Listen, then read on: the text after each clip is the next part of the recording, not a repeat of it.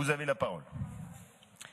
Bien, Monsieur Wauquiez, nous allons, nous également, voter contre la longue liste de vice-présidents, conseillers spéciaux et conseillers délégués que vous nous présentez. Je tiens à préciser que ceci n'est pas un vote de posture.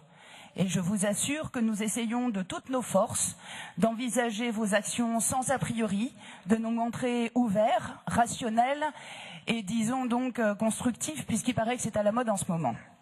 Malheureusement, on ne peut pas dire que vous nous y aidiez. La politique menée jusqu'à présent et la manière dont elle est menée nous empêche de vous accorder ce vote de confiance. Nous avons travaillé avec sérieux chaque dossier. Nous avons argumenté sur le fond et expliqué en quoi vos orientations nous menaient dans le mur. Préférez les autoroutes au train, les canons à neige à la montagne des 4 saisons, la FNSEA aux paysans, les caméras à la présence humaine, préférer vos réseaux à l'intérêt général sont autant de partis pris idéologiques, Monsieur le Président, qui illustrent une conception dépassée de l'action publique et une utilisation erronée de l'argent public. L'heure est à développer une économie au service des besoins humains, à anticiper les changements climatiques et les métiers de la transition énergétique, à faire travailler ensemble, localement, acteurs, élus et citoyens. Vous faites tout le contraire. Au-delà de ces désaccords de fond, nous ne pouvons ignorer non plus la manière dont cette région est gérée. En premier lieu, l'hyper-présidentialisme de la Ve République semble avoir contaminé notre collectivité. On vote aujourd'hui pour un exécutif, mais il n'a échappé à personne qu'il n'y avait ici qu'un chef à la région.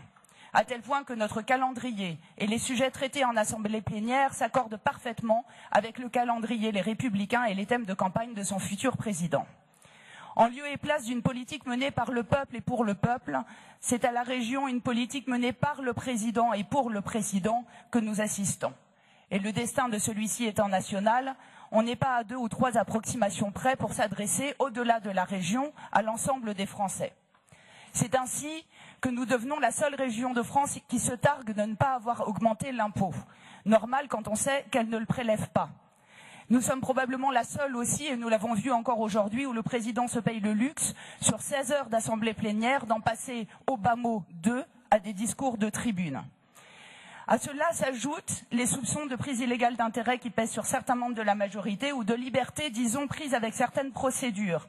Ce sont les 500 000 € dépensés pour des places lors d'un tournoi de tennis ou les 400 000 € attribués à la société Work4 pour une plateforme sur Facebook qui sont toujours sans réponse. Près d'1 million d'euros d'argent régional qui n'ont pas été soumis à l'avis des conseillers régionaux. En conclusion, vous comprendrez qu'il est difficile pour nous de vous accorder notre confiance.